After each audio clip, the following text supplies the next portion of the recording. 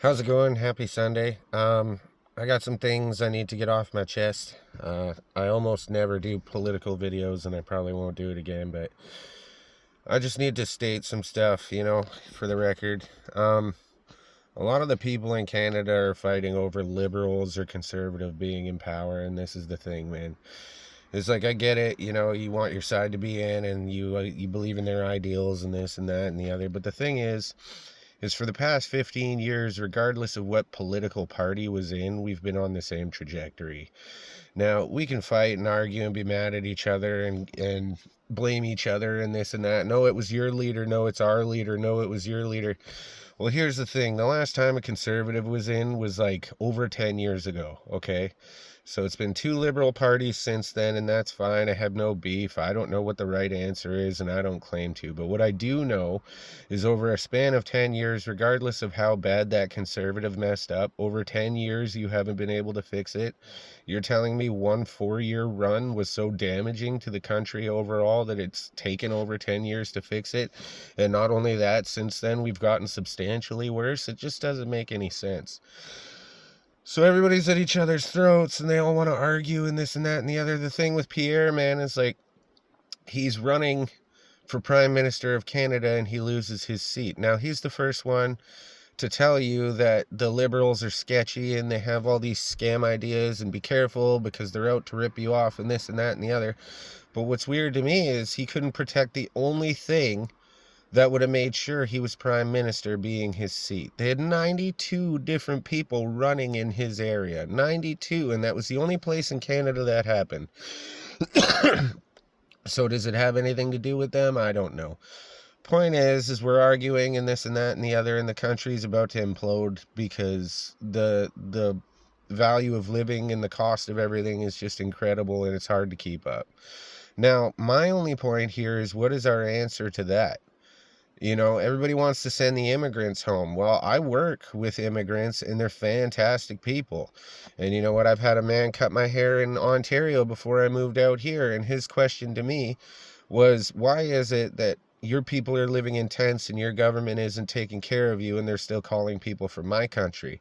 I looked at him. I told him, I think I have the answer. You might not like it. And he goes, what's that? And I'm like, well, because they can, it is what it is. At the end of the day, really, the immigrants are coming here because of social collapse. The immigrants are coming here because Canada can't afford to pay old age pension anymore. Therefore, they need the extra taxes to keep up the old age pension and other social programs. Like, it was said 2 weeks ago by Carney's government that basically, if you can afford not to take old age assistance, please don't. If you have other means of income, they don't want you taking old age security if you don't need to. Why would you say something like that? Why does somebody say something like that? Maybe because they can't afford it.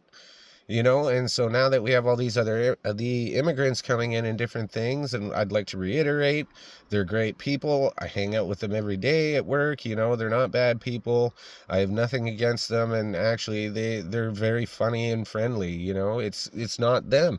They're being called here to help with a situation in which we have no control over, which has been exacerbated over the last 10 years under our noses. So, I mean, forgive me for this, and I'm not calling for anything because I don't know what the right answer is. Now, if you look at the news, or if you look at even YouTube, not the news, because I'm pretty sure it's not going to exist soon, but if you look at YouTube, Britain's rioting. France's prime minister was just thrown out because they're rioting. Indonesia's rioting. There's Serbia's rioting. There's riots all over the world right now. And I'm just saying, the thing is like there's upheavals and change happening all over the place because people are finding it hard to survive. Now, here's the thing. If going to work helped you pay your bills, then a lot of people were interested in it. Now, what you're seeing at McDonald's and all other places right now, why people are messing up orders and every day you just get the attitude, is quite simply because the purpose has been taken out of society, and when that happens, it's very dangerous.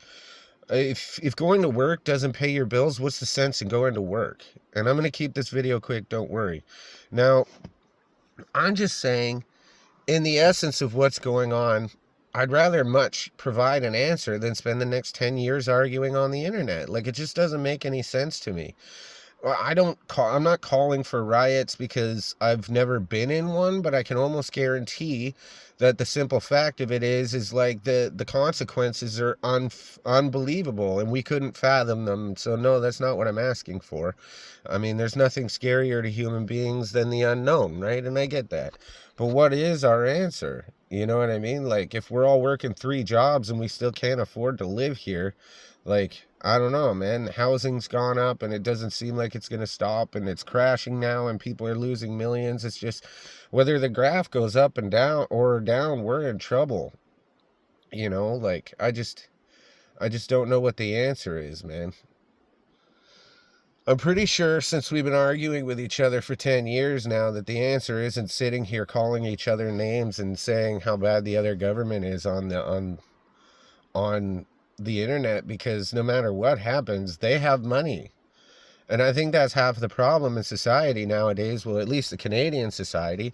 Do you know why there's so little doctors? Do you know why the Canadian hockey teams are in trouble? Do you know why we haven't won a Stanley Cup? Because of the taxes, because of everything that's going on in Canada, because of how hard it is to grow a business. Now, all the brains and all the money is leaving.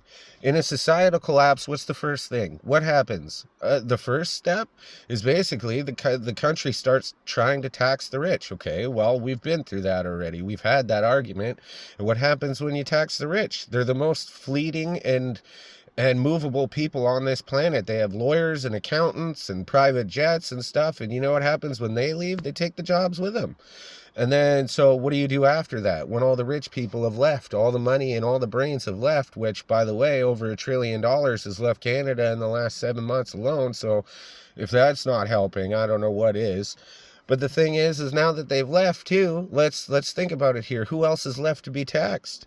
It's the middle class, and the middle class can't keep up with it because we were already having troubles trying to pay for houses and food, which continuously goes up. And I heard the other day that wages haven't met up with the rising inflation since the 1970s. So, I mean, like, what comes next is societal collapse. And actually, the first stage of that, believe it or not, is social programs being defunded. So, I mean, here we are, and we're heading towards the same trajectory, liberal or conservative. It doesn't matter. It really doesn't matter. The same thing is happening to Canada. And you watch YouTube videos, well, at least I do. I see YouTube videos every single day of people leaving Canada. I can't take it anymore. I can't do it anymore. Through Harmon Unity Records, we had an artist who moved to England last year, and he's from there, but he was asking me while we were driving down the road, he's like, how do you do it, bruv? I'm like, how do you do what? He's like, how do you afford to live here? I'm like, I'll be honest with you, it's not easy. I was like, I have 2 jobs on the side of working full time. Like, it's not easy, but I'm making it. You know, I'm not completely broke, but I'm watching all sorts of other people suffer. And it's like 2.5 million people now visit the food banks every year. I don't know. I won't make this last forever, and I appreciate your guys' attention and stuff. I just wanted to to put my opinion on the real essence of what it is I'm looking at here. You can be mad, you can argue, and whatever, that's fine.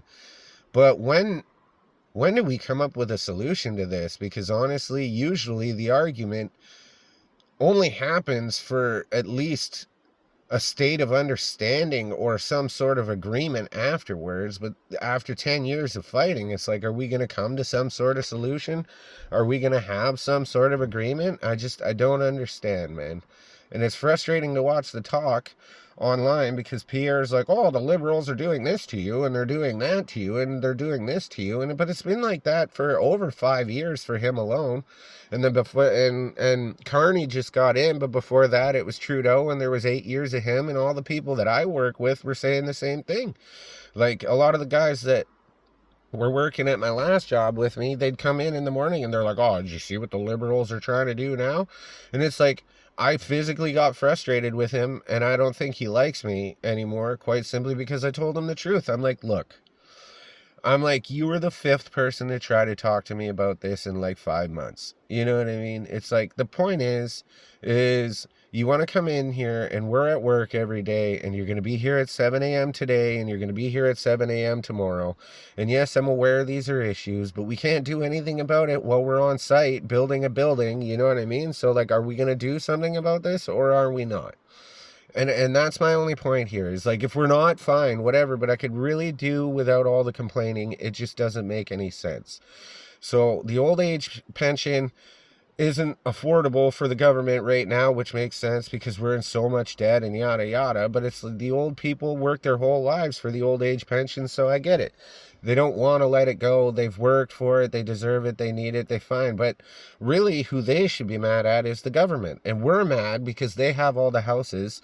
Our generation, sorry, is mad because they have the houses and they have the retirement plans and this and that and the other. And they've had their whole lives to work for it, you know? And so there's many different ways you can split society right now. I'm just saying, like, it's not doing us any good. And I really just don't want to hear all the talk. You know, it's tough. And, like, okay, last point here and then I'll stop because, like, it's just, sorry, thank you, I have a lot on my chest and I'm glad you guys let me get it off and you're listening and stuff.